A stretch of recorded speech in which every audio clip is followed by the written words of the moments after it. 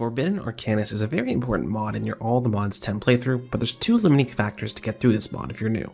The first is this mod has changed a lot since ATM10, and two, because this has changed a lot since ATM9, there doesn't seem to be a lot of updated resources on how to actually complete some things in ATM10. So today, we're going to go through everything you need to know as a beginner for Forbidden Arcanus in ATM10. If you're like me, you stumbled across this mod at the end of chapter 2 trying to make a sword, only to find the UI does not cover some essential info, so let's take it from the top.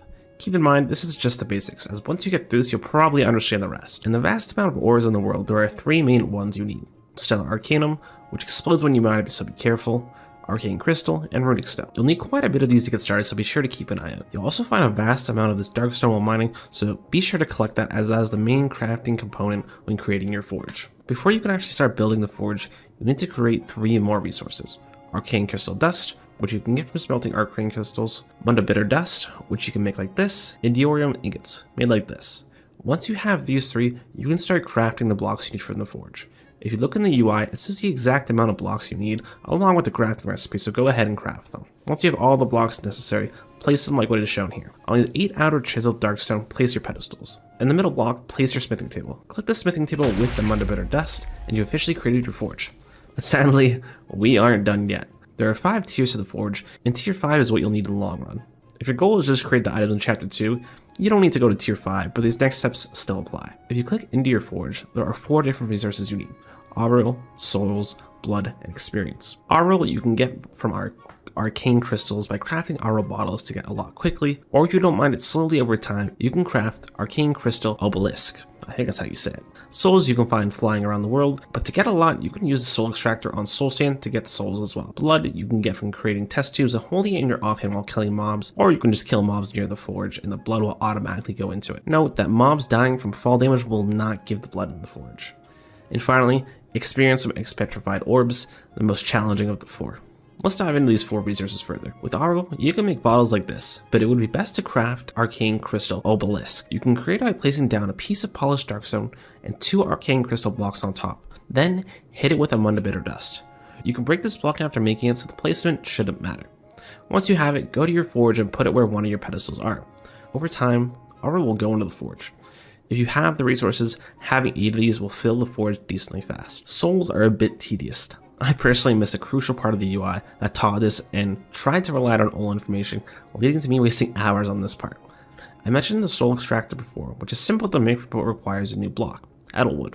Edelwood used to be found in dark forest biomes, but this is no longer possible, so if you're looking at an old resource, this may be something that's confusing you. To get you Edelwood to start off with, visit a dark forest biome and accept the request reward on the UI. To make it a bit easier, you can use an explorer's compass to help you find one. You will get 2 Edelwood logs from this reward, so make the soul extractor with this. But how do you get more? Because you're going to need more. Well, there are 2 ways. If you're lucky, you can buy this from a traveling merchant, but from what I've come across, none of them have it. The second and the main way is by turning oak saplings into Edelwood saplings using a corrupt soul. To get a corrupt soul, you will need the enchant soul looting. You cannot craft this enchant at all, so you have to just keep enchanting books. I heard you can also use the enchantment factory from Industrial Foregoing, but personally I just enchanted a ton of books to make the highest tier of soul looting possible. Once you have this enchant on a sword, kill a mob and it has the chance to spawn a corrupt soul on its death. If it does, kill the corrupt soul like a normal mob and it will drop you the corrupt soul. Then, just go ahead and hit the oak sapling with the corrupt soul, and it will turn into an Edelwood sapling. You can either let it grow naturally, or use bone meal to grow faster. Blood, thankfully, is super simple. As I mentioned before, kill a mob while holding a test tube, or kill a mob near the forge. Mob spawners work, so it does not have to be a naturally spawning mob. Experience is a bit tricky. There are 3 ways to put EXP into the forge. Experience bottles, items with enchants, and Expetrified Orbs. Experience bottles and enchantment items only provide a bit of experience, so Expetrified Orbs are probably your best bet in the long run. The UI doesn't provide much guidance though on how to get these. It simply says you need to feed a black hole EXP, but it doesn't say how to feed it EXP. There are 2 ways though, with bottles of enchanting and with an experience tab. I went the route of experience bottles because I could easily make them with the mystical agriculture essence I had. I will show you how to do this a bit later. First, we need to actually create the black hole. This is done by throwing dark matter and corrupty dust onto the ground. Don't worry, it won't destroy your base or anything, but it will suck up items from a pretty far distance, so be careful where you put it. But how do we actually get these 2 items? Dark matter is very simple. You just need to smelt Edelwood logs in a furnace. Corrupted Dust, on the other hand, is a bit more of a longer process. The recipe is simple, but this item right here is obsidian steel. In ATM9, you could just mine it, but in ATM10, you need to smelt obsidian and raw iron in a Klebano furnace. Making this furnace is simple. Get out the items found on the UI, and place your first layer like this, second layer like this, ensure there's no middle block, and then your third layer like this. Then hit it with abundant bitter dust, and this will create your furnace. But before we can actually smelt the iron and obsidian, we need 1 of 5 relics. Early on in this mod pack, you only need 1 relic, which is the artesian relic needed for the furnace. You can find this in armories, weaponsmith, and toolsmith buildings in the villages. This took me forever to find for some reason, so I hope you have better luck. If you're already exploring, I'd recommend getting at least 1 of these, as you can craft most of them later on if you need more. The Crimson Stone is found in villager outposts, which you can find using the Explorer's Compass again and try to find. Elementarium is found in desert pyramids, jungle temples, and underwater ruins. Of course, use the Explorer's Compass to find these. The Divine Pact is found in the Other, which you've ideally been to if you're at this point in the mod pack, and Piglin villages or pyramids, and again, use the Explorer's Compass. The Melodicious Pact. Don't know if I said that right, but this is found in treasure bastions and you cannot craft this one later on. Once you have the relic, place it into the furnace along with some fuel and it will create obsidian steel. Note that it does not use up the relic, so you only need to find 1. You can always find more later or craft more relics using these recipes. Once you've made your corrupted dust and dark matter, throw it onto the floor and it will make a black hole. Throw your EXP in and it will give you an expetrified orb. Amazing, right? While this is a lot of information, we still aren't done yet. At this point, your forge is probably still at tier 1, which is fine for chapter 2, but eventually you will need tier 5. For my testing, to upgrade the forge, the aural, soul, and blood resources need to be completely full. You don't need EXP, but those 3 need to be full. You can test this and mess around, as it doesn't explicitly say anywhere how much you actually need. Doing this all manually is fine, but as you get closer to tier 5, you realize doing it manually will actually take quite some time, so let's automate each process. For Aureal, you've already made these blocks, so all you need to do is let it sit where the pedestals are, and you will continuously fill the Aureal slot. For souls, it may seem confusing looking at this, but it's actually very simple. If you're at the end of chapter 2, you've most likely played through Industrial Foregoing a bit and are aware of the block placer and the block breaker. Based on their names, we can use this to place soul sand and break soulless soul sand after we extract the soul. Just place the placer and breaker like this, connect it to a power source, put soul sand in the placer, and hold right click where the soul sand will be. And that's it. You've got a semi-automatic soul farm. But to take it a step further, we can use the advanced clicker and the item collector from the mod Just Dire Things. We won't go through the Just Dire Things mod, as the creator has an amazing tutorial already, which I will link down below. But it's super simple. Place the advanced clicker behind where the soul sand will be. Click the advanced clicker and click the render area. This will show which area is actually being affected by the clicking. You want the red block to be where the soul sand will be. You can change this by messing around with the offset row here.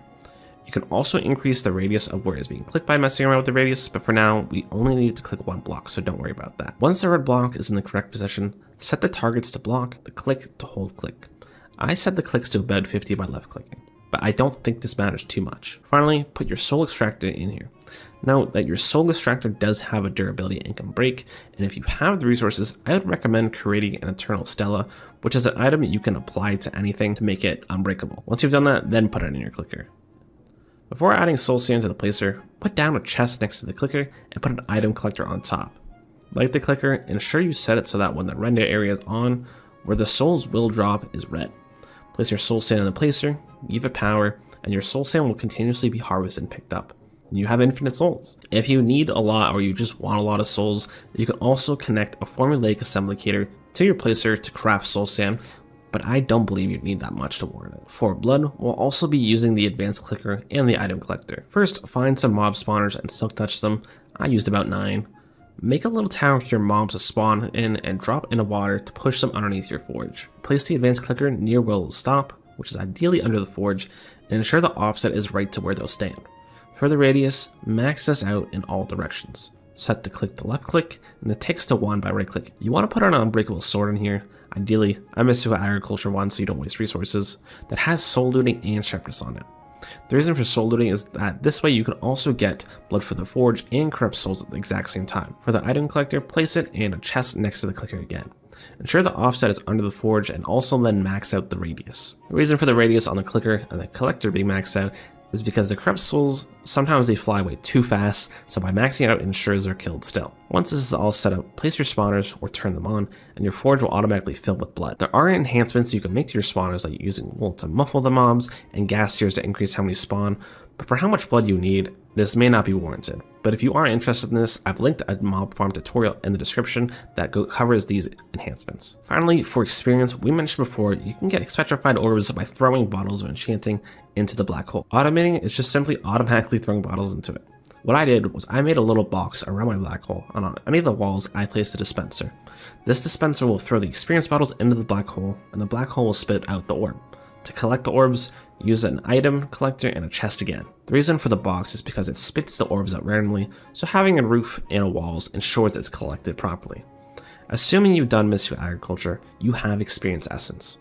You can use the formulaic assemblers to create experience bottles by smelting sand into glass, making glass into bottles, and then combining bottles with experience droplets, which are made from 8 experience essence, into 1 bottle of enchanting. Then just pipe it directly into the dispenser and ping the dispenser with a redstone signal constantly, and perfectly you have automated every single resource needed to fuel the forge. Once your forge is full of each resource, except experience because you do not need this, you can upgrade your forge from tier 1 to tier 2, tier 2 to tier 3, tier 3 to tier 4, and tier 4 to tier 5, using these items here.